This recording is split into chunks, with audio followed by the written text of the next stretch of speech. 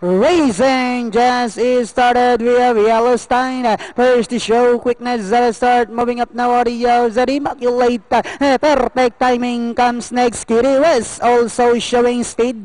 Sir Ferdinand Dirjan comes next. Di Masalang, while Mobile is the early trailer by about 14 lengths of the leader, and going along for the first turn.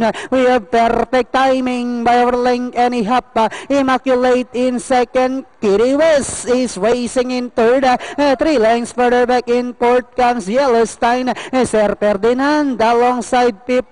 Then comes Dirjan Di Masalang, while Mobile is still running at the tail of the field. Back to the leader. We have perfect timing by Odek.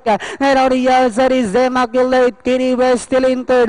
Sir Ferdinand moving up. Dirjan. Yellowstein is down on the inside. Di Masalang, while Mobile still running at the tail of the field. Last 400 meters of the race. We have Immaculate now takes command. Perfect timing is done on the inside. Kitty West, Dirjan moving up now on the outside as they swing for home. Immaculate by about 2 lengths. And in second is perfect timing moving up on the outside.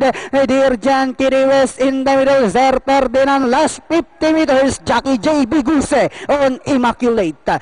Second close between Kitty West and on the outside is Dirjan. Then comes number 6, Sir Ferdinand.